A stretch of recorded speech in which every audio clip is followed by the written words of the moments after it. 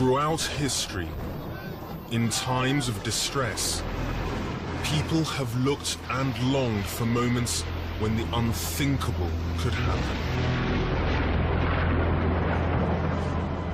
For signs from God. For miracles. It's what everyone wants, for diseases to be cured, for the powers of nature to be controlled, even death overcome.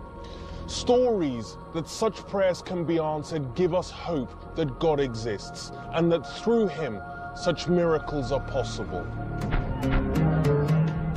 2,000 years ago, the belief in miracles was stronger than it is today.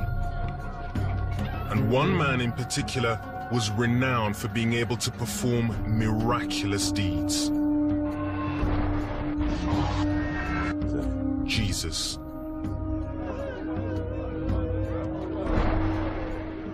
He was said to have been able to raise people from the dead.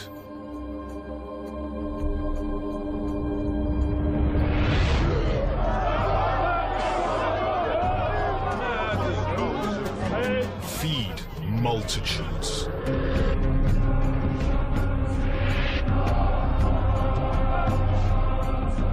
And even walk on water. Speed up!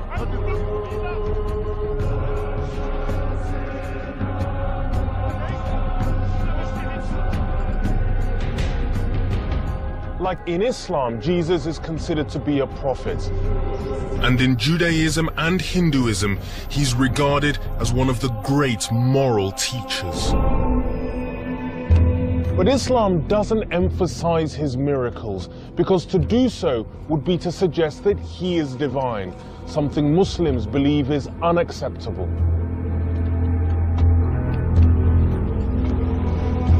But this is of course exactly what the Christian church teaches.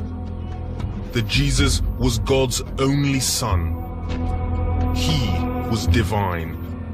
And his miracles go some way towards supporting it. But is this just wishful thinking, or is it what Jesus himself really believed?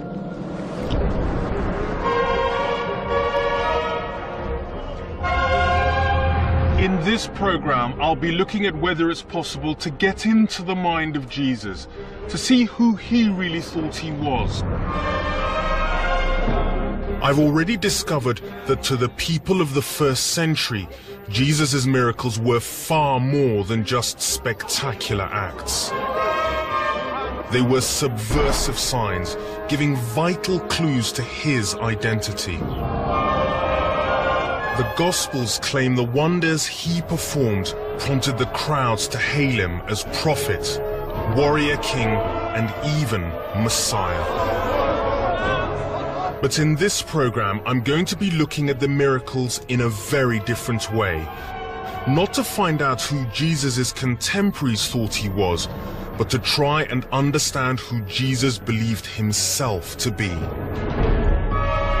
I'm going back to the places he lived and examining the Bible accounts of the miracles he's said to have performed, to try and get inside his mind. I want to know, did Jesus really believe he was the Son of God?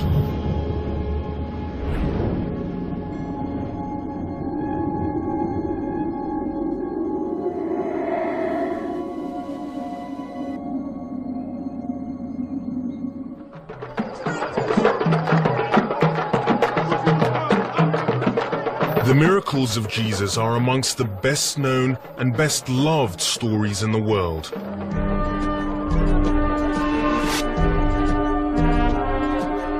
Turning water into wine.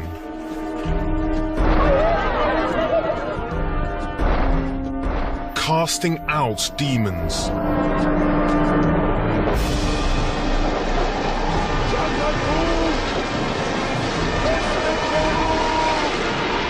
And calming a violent storm.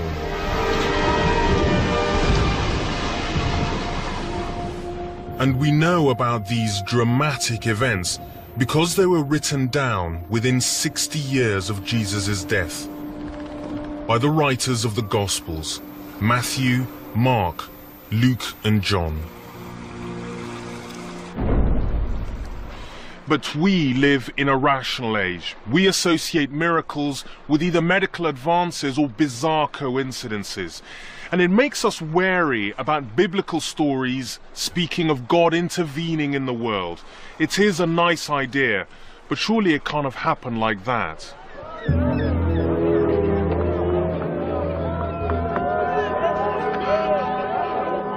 But whether we believe in miracles or not, Jesus' world of the first century was very different. For people then, miracles were part of the fabric of life. Medical technology was primitive, and for those who were sick, an act of God was often their only hope.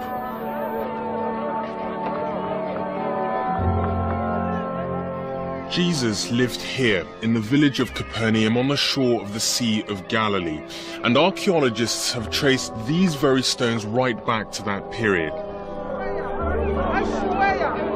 And if the Gospels are to be believed, they've borne witness to some extraordinary scenes, because it's here that Jesus is said to have performed nearly half of all his miracles.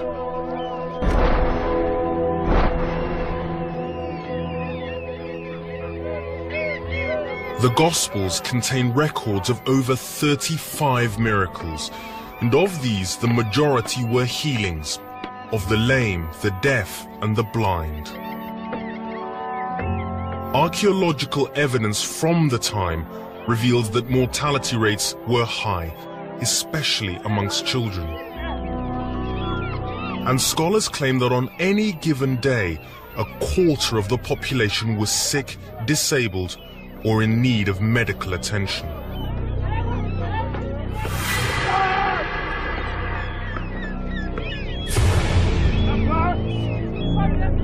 In a society like this, a healer was held in high esteem.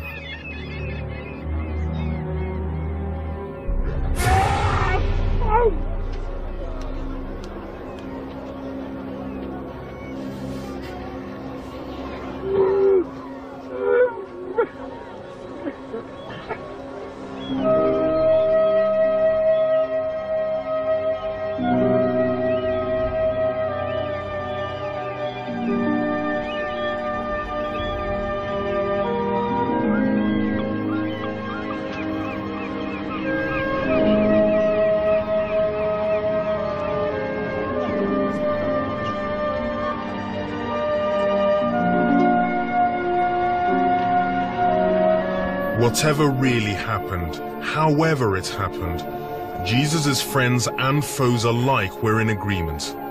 They believed Jesus was a miracle worker. But it wasn't just his ability to do these things which so astonished them. After all, first century Palestine was full of magicians and wonder workers. What people questioned was the meaning of his miracles, and that's what I want to find out. If the miracles of Jesus were signs, then what were they saying to people in the first century? And can they answer a question so vital that people have lived and died for it for centuries? Who was Jesus?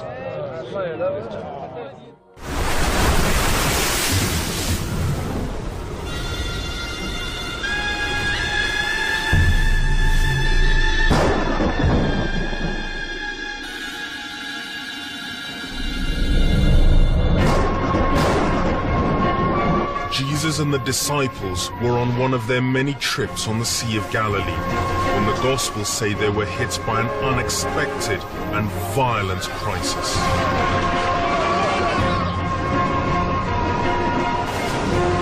In fact, this part of the story does appear to be accurate, because eastern storms do blow up regularly here on the Sea of Galilee. The disciples were struggling for their lives.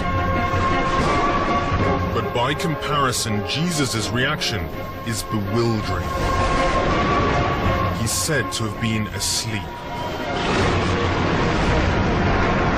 And when awoken, his response couldn't have been less reassuring.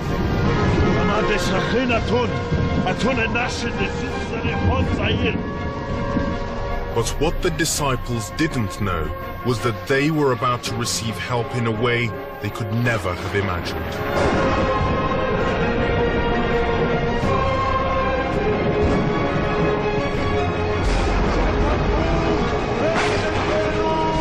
Jesus stood up and rebuked the wind and sea.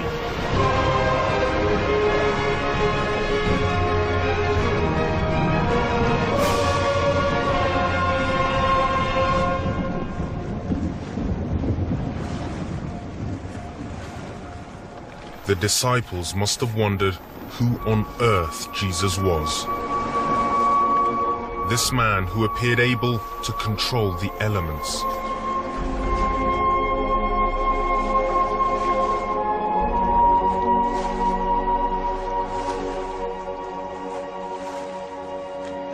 But just as with other miracles, what amazed them was not what Jesus did, it was what it revealed about his identity.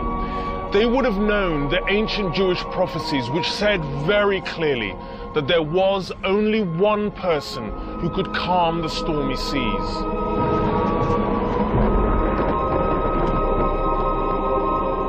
God.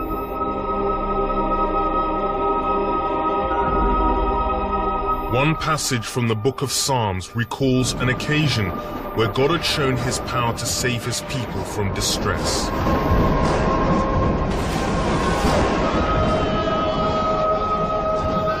In exactly the same way as Jesus had on the Sea of Galilee, by stilling a storm.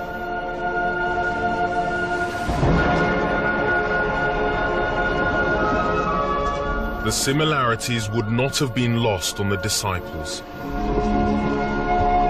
Jesus' actions seem to suggest that he had the power of God himself.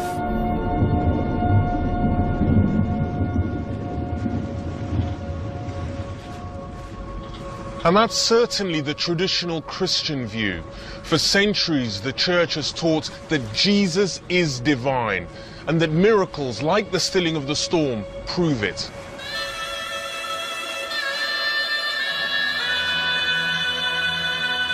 But many scholars have argued that this miracle never even happened. That it's so spectacular, it must have been invented by the Gospel writers to suggest that Jesus was the Son of God. It's difficult to know where the truth really lies.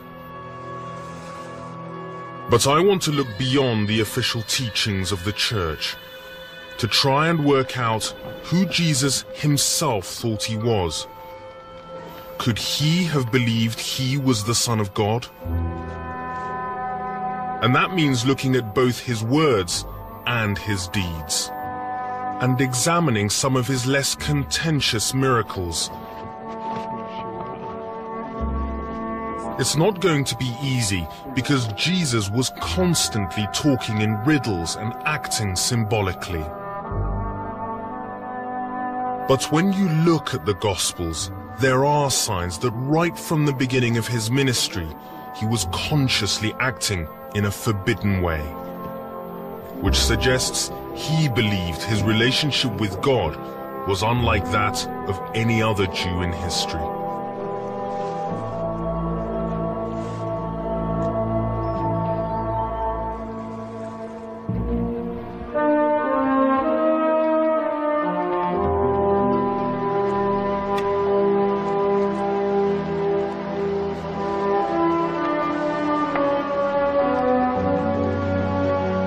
One of the first major clues as to who Jesus thought he was comes right at the start of his mission, in one of the most powerful events of his life, his baptism.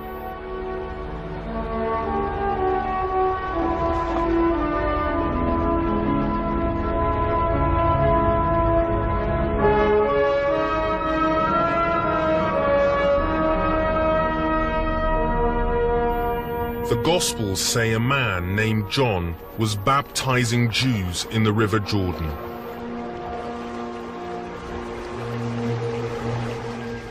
And as a young man, Jesus traveled to see him, to be baptized himself.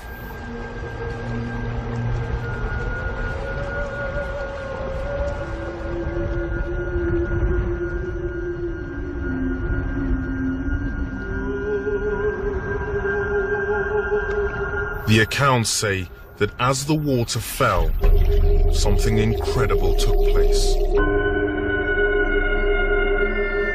Jesus is said to have seen the heavens torn open and the Spirit descend on him like a dove.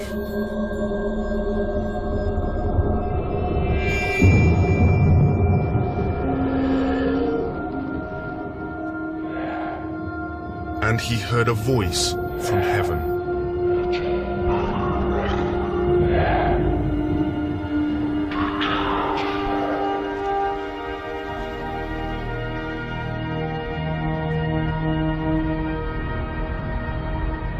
The baptism is thought to be the moment when Jesus' ministry began.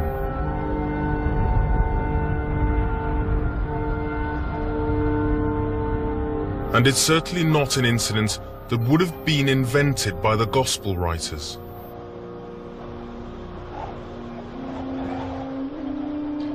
For them, it was a difficult episode to explain because it suggested that by baptizing Jesus, John was his superior. It's an account which risked undermining the image of Jesus, and because of this, biblical scholars feel it has a ring of truth.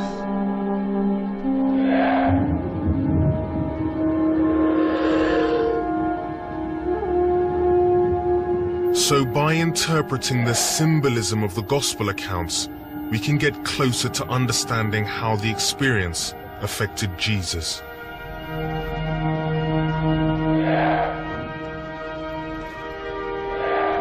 The image of the heavenly dove is an unprecedented one in Jewish mysticism, and the meaning of the words, "You are my son," is unambiguous. The baptism comes across as a mystical transformation where Jesus feels he is being singled out by God.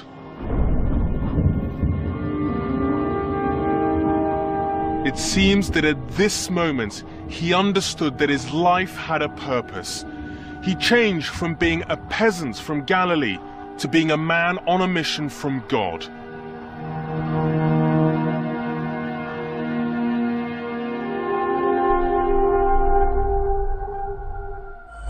Jesus' retreat into the wilderness bears all the hallmarks of a genuine religious experience.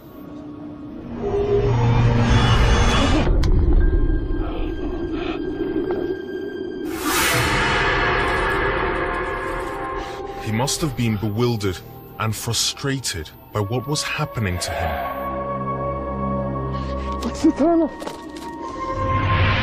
If he felt he'd been touched by God, then nothing would be the same again. And if he thought his life was going one way, it was now radically turned to a new direction.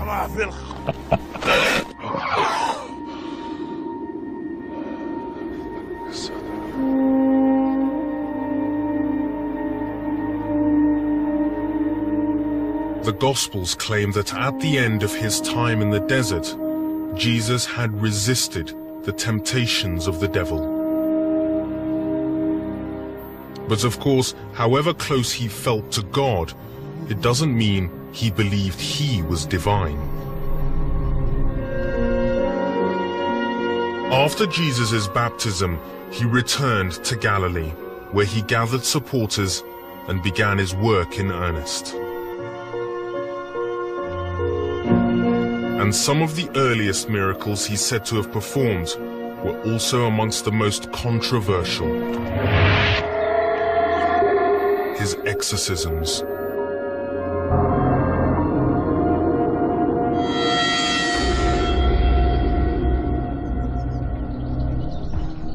On the shores of the Sea of Galilee is a place traditionally associated with one of Jesus' more disturbing miracles.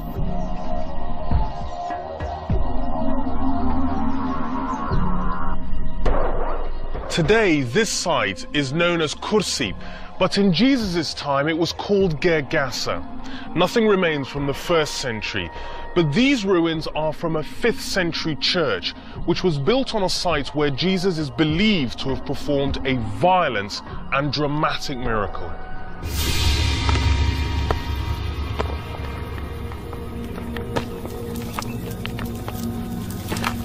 The Gospels tell the story of a man known as Legion.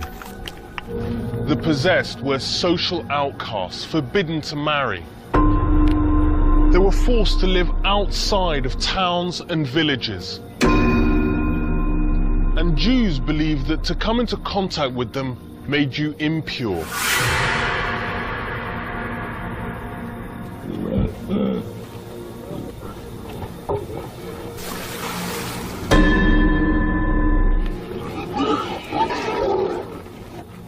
By coming here, Jesus was to encounter dangerous forces believed to be the enemies of the Jewish God and his people.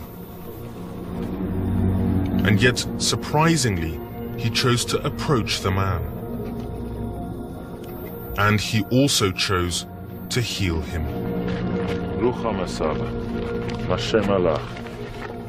Legion, Shemi Bidelta, Sagi'im. And the way he did it would have shocked those watching.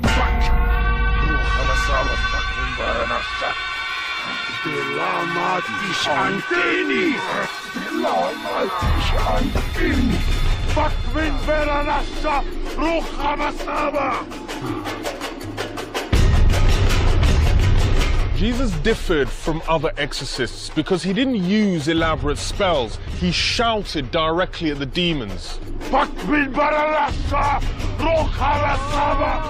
And the violence of his approach was so great that even those who were sympathetic to him felt he was deranged.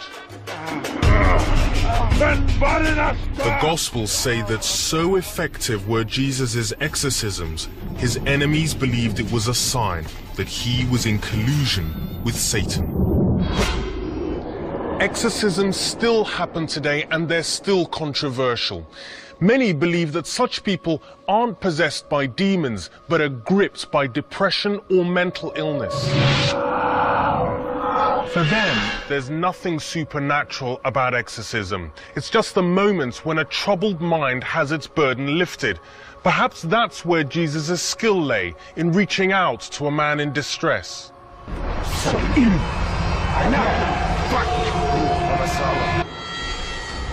Whatever really happened, the exorcism exposes something far deeper and rather disturbing about Jesus' identity.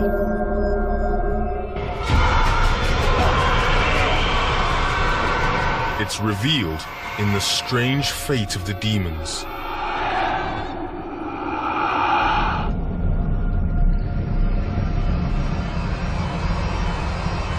The Hebrew Bible speaks of Leviathan, a terrifying monster, the personification of evil who lurked in these waters.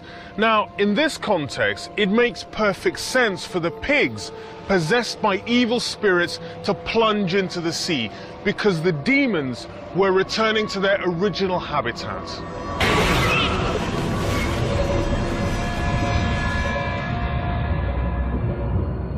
At Gergasa, it seems, Jesus took on Satan's powers and won. And for the disciples, this victory was full of meaning. They knew that to triumph over evil signals something extraordinary.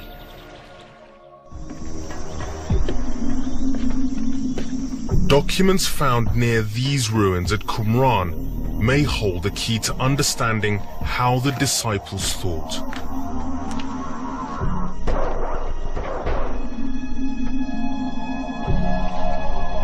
The Dead Sea Scrolls written here allow us to do precisely that.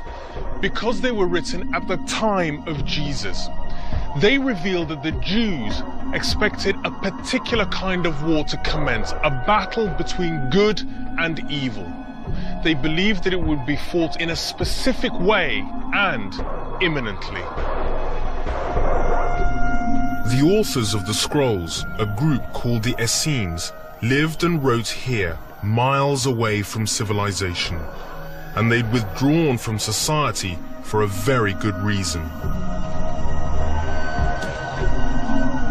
Like all Jews in Israel, they'd lived through centuries of oppression, culminating with the brutal rule of the Romans, who dealt with any opposition ruthlessly.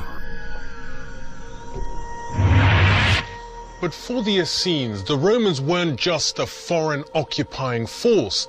They were Satan's representatives on earth. The fact that the Romans were here meant that evil had taken root in their land. So it's not that surprising that the Essenes decided to flee the cities where Roman power was based and instead settled in this wilderness. But the scrolls revealed that they were living in hope. They believed that the forces of evil would be overcome. That meant both the Romans, Satan's representatives on earth, as well as his supernatural powers.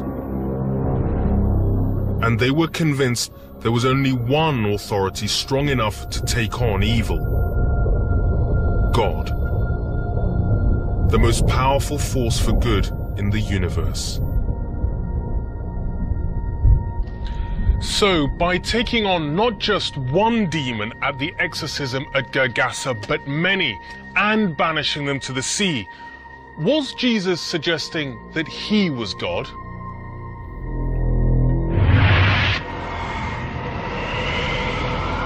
At first glance, it seems unlikely.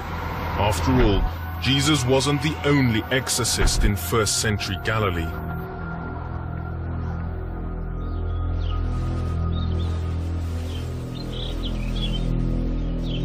Just 12 miles from Nazareth is the resting place of another charismatic preacher and contemporary of Jesus.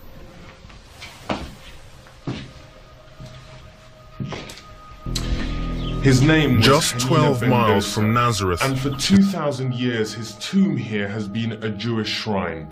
That's because Hanina, just like Jesus, had a reputation as a healer and an exorcist. Jewish historians of the time make it clear that exorcists were common throughout the Roman world. Proof that Jesus certainly wasn't unique in casting out demons. But what if the exorcism was part of a wider pattern? What if this wasn't the only time Jesus acted in a way God was supposed to act? There's one particular miracle which suggests that Jesus' actions at Gergasa weren't the only time he had claimed such extraordinary authority.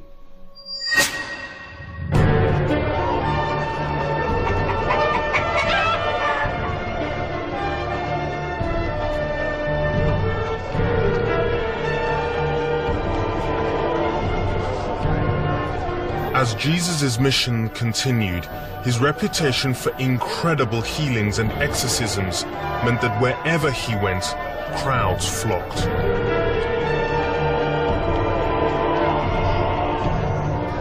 They came to hear him teach, but also to ask for his help, in the hope that he might be able to heal their loved ones.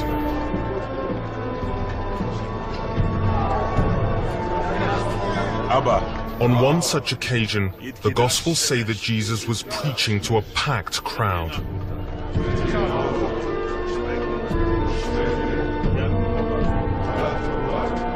He was unaware that a group outside was desperately trying to get a paralyzed man to him for healing.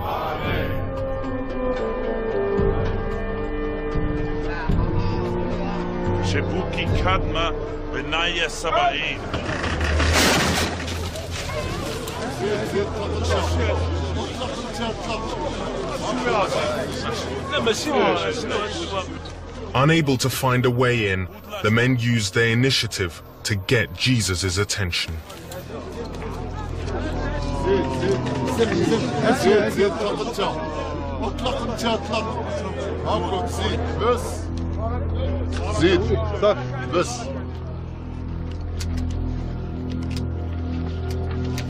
Shebuki kadme khobatak. قدوب من تشرب. Shebikin lach khobatak.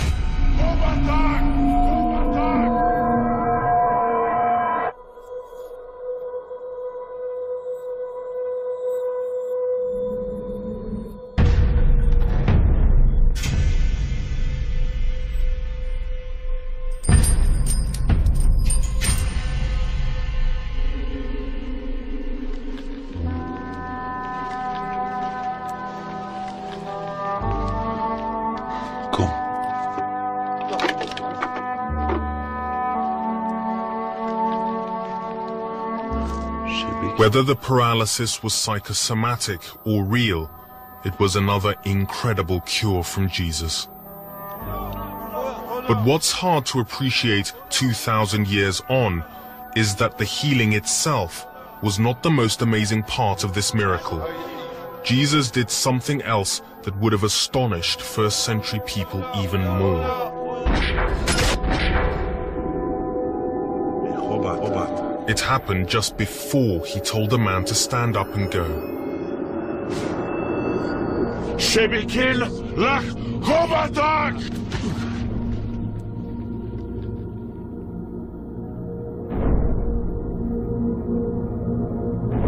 Jesus told the paralyzed man that his sins were forgiven.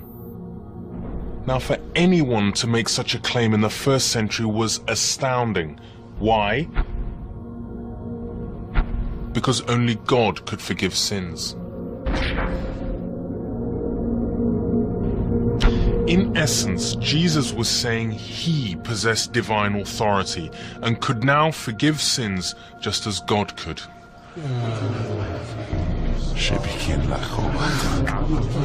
The disciples are said to have been afraid.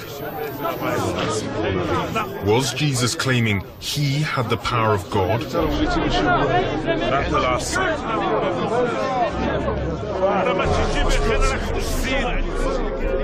The Christian author C.S. Lewis argued that Jesus had to be the Son of God. Otherwise, the claims he made would make him either a madman or a liar. And certainly if anyone made similar claims today, that's exactly how they'd be dismissed. But in the first century, to claim to be divine wasn't just a sign of madness. It's Mayuri! It was blasphemy, and the punishment for something so scandalous was death. It was as though Jesus was consciously trying to make a point about who he was, and with so much at stake, his words seemed suicidal. Jesus was putting his own life in jeopardy.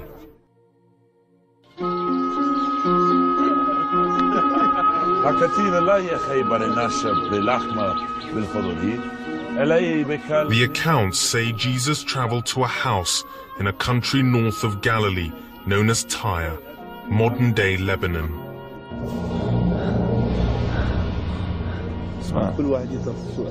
And although he didn't want anyone to know he was there, he was approached by a woman whose young daughter was possessed by an unclean spirit.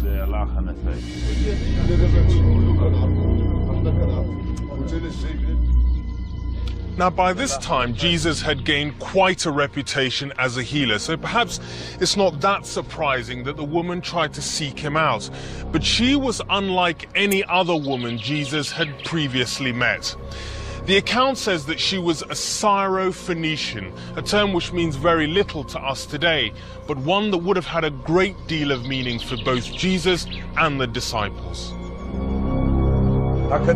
They knew that she wasn't Jewish, and as such, she was considered an outsider, not one of God's chosen people. And to grant such a woman's request would be scandalous.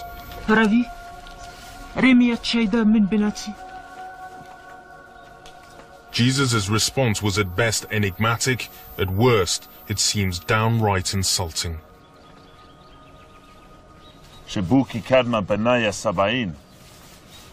Killa shefira matal lachma de benai vermama la kalabaya.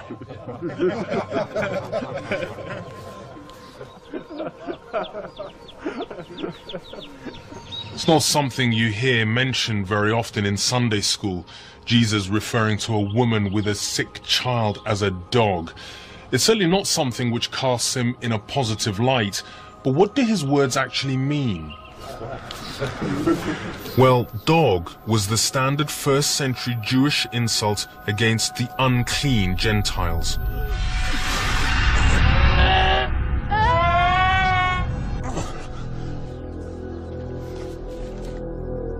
And although it might shock us today, it certainly wouldn't have alarmed the disciples. What he said was exactly what they believed. He was refusing to heal the woman's daughter because she was a non-Jew, a dog.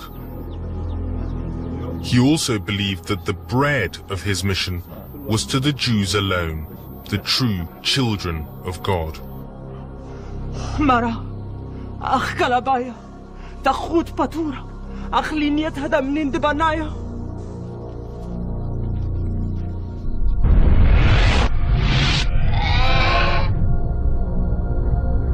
The woman so impressed him with her answer that he was moved to do something that horrified the disciples. He healed her daughter.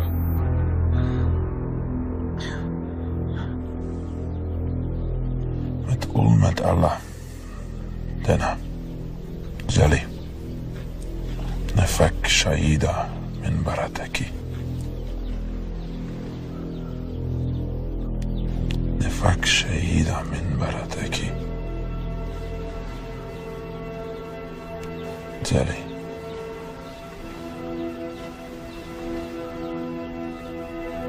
زلي زلي!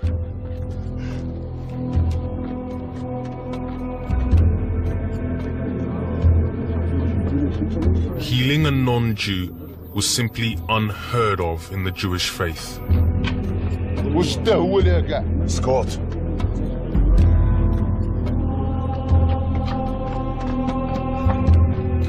From the way it's written in the Gospels, it's as though Jesus himself is surprised at his own actions. It's rarely he's presented as a man unsure of himself. In fact, it's the only time he's said to have changed his mind.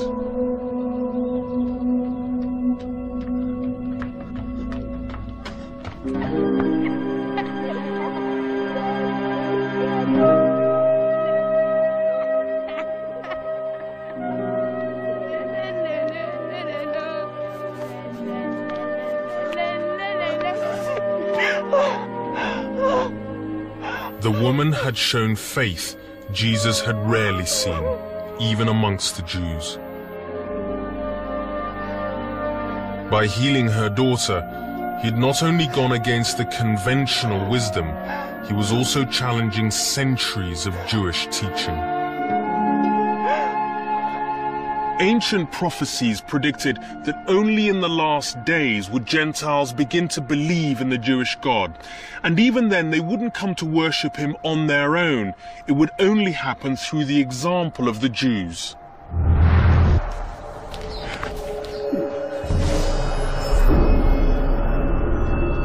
But the extraordinary faith of the Syrophoenician woman made Jesus change his mind. In healing her daughter, he was making a highly controversial statement, but he was also learning more about himself and his role. To heal a Gentile was to suggest that they were as good as the Jews, that they too were worthy of being amongst God's chosen people.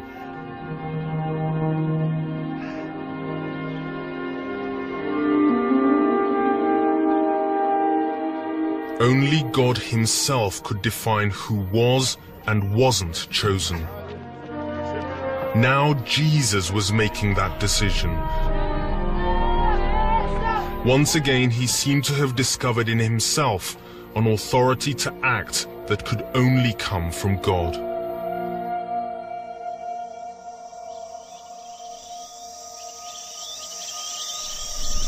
So where does that leave us? On the one hand, Jesus seems to be acting deliberately like God. On the other hand, he seems surprised by his own actions.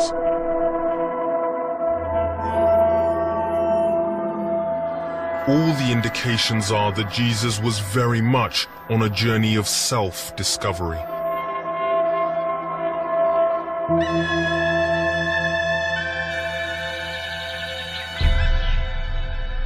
But if he'd had doubts about his identity, as he approached the climax of his mission, he became increasingly sure of who he was and what his fate would be. After 3 years preaching and healing, it was only natural that he would leave the rural backwater of Galilee where he'd grown up and head towards Jerusalem, the political and spiritual center of the Jewish world.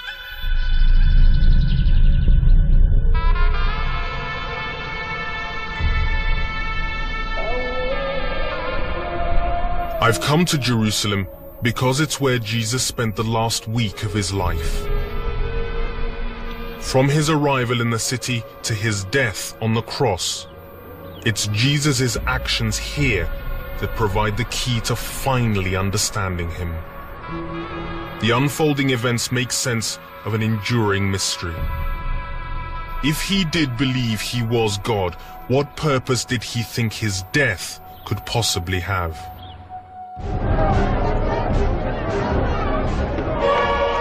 Jerusalem wasn't only the focus of Jewish life. It was also where the occupying Romans, Satan's earthly forces, had their headquarters. Jews at the time saw it as the one place on earth where evil was concentrated.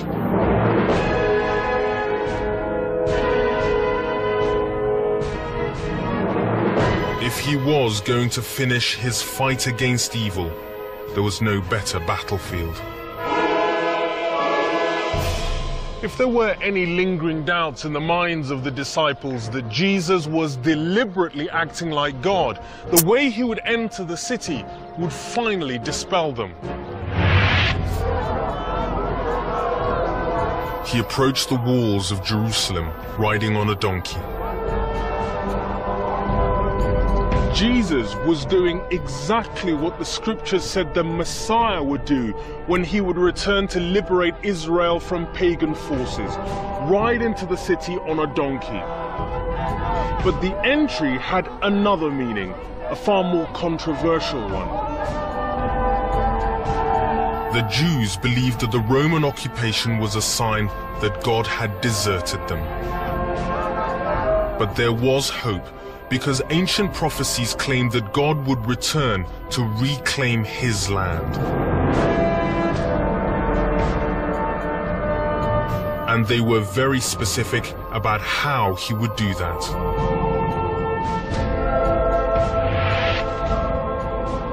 They said he would enter through the east gate of the city.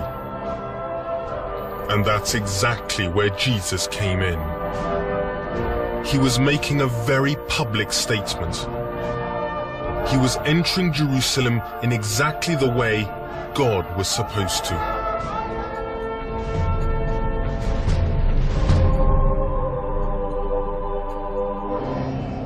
Through his exorcisms, Jesus had already hinted that he was the one predicted to take on evil.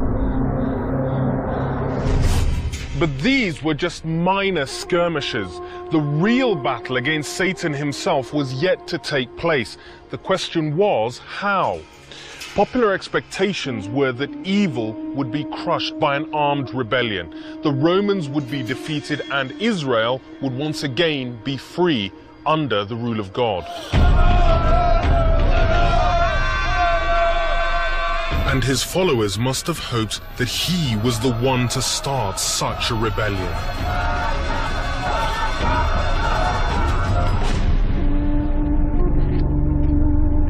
But before he'd arrived in Jerusalem, Jesus had hinted that violence wasn't part of his plan.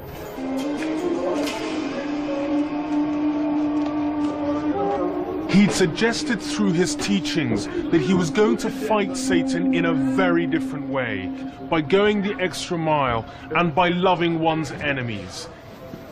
It sounds like a very submissive form of pacifism, hardly the way to defeat the ultimate forces of evil.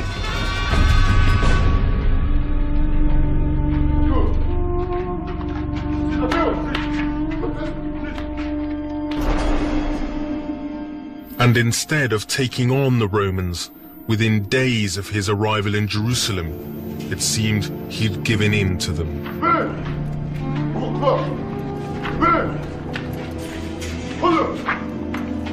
He was arrested and condemned to death by crucifixion.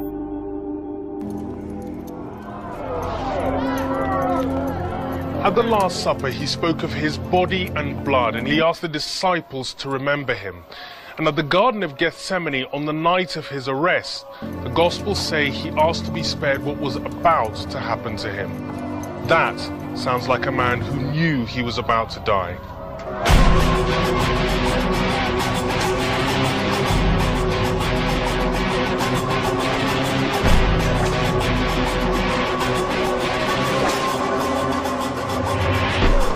The Romans were famous for their grueling and inhumane methods of execution.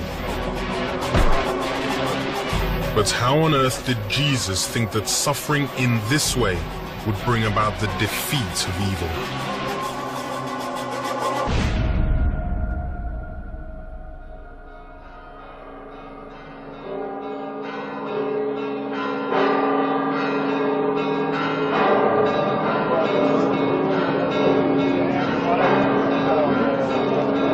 Every Easter, pilgrims flock here to Jerusalem to retrace Jesus' final journey towards his death.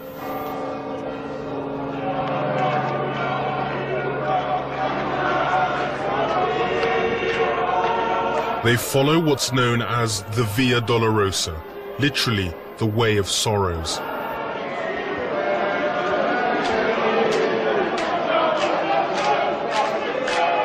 It's traditionally believed to be the route along which Jesus carried the cross.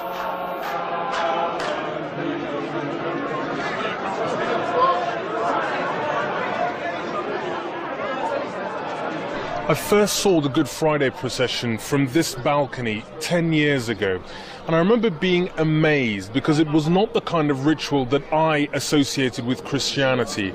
It was fervent and it was very literal. The pilgrims were trying to identify with the agony that Jesus must have gone through.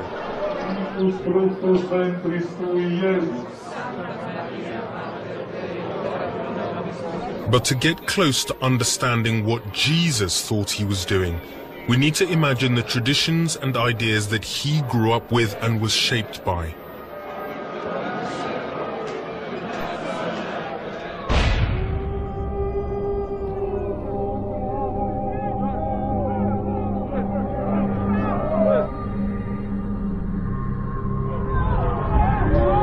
In fact, in Jewish scripture, there is a precedence for fighting evil through suffering.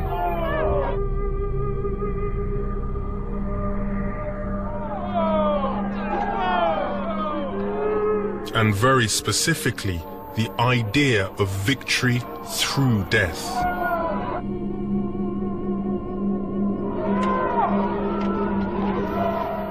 It appears in a passage which Jesus would have heard read in the synagogue as a child.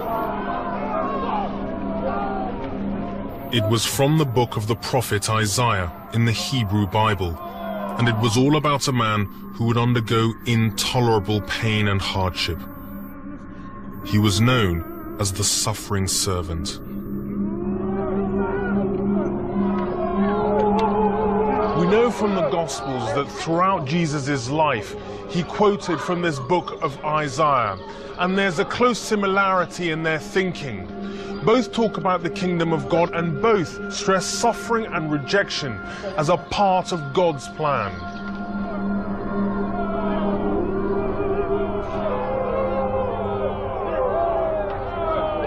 As Jesus carried the cross, it's likely that he identified himself with the suffering servant.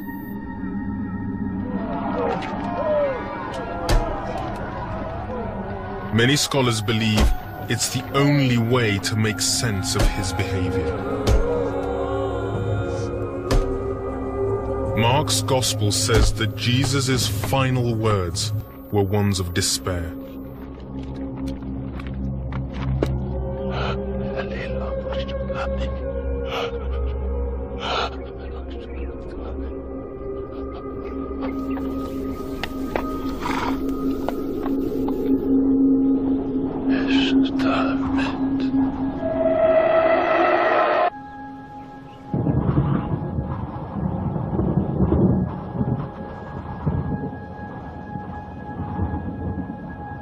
It's easy to dismiss Jesus' actions as those of a madman. But suppose he did believe he was God. Could his death have made sense?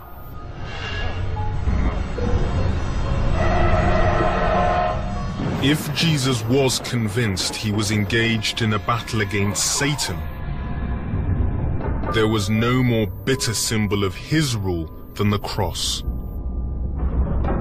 the hated Romans' most brutal method of execution. By submitting to it, Jesus was literally throwing himself onto Satan and allowing him to do his worst.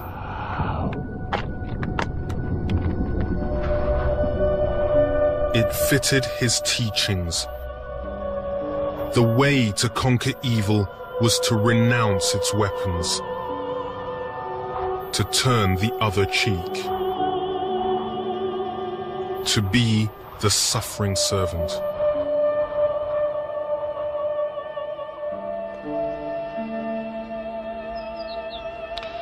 But in Isaiah, the suffering of the servants had a purpose. His humiliation was rewarded. God said, "I will give him a portion among the great."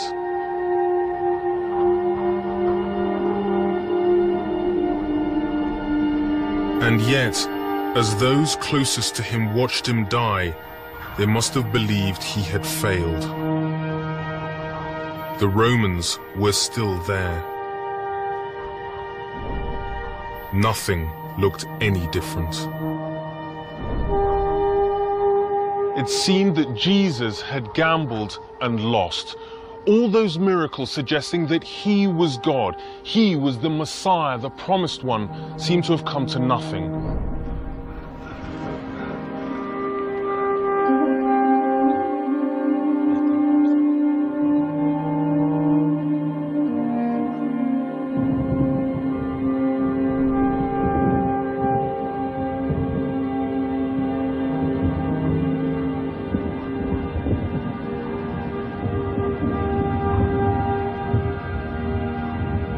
It was an unlikely end for someone who claimed to be God.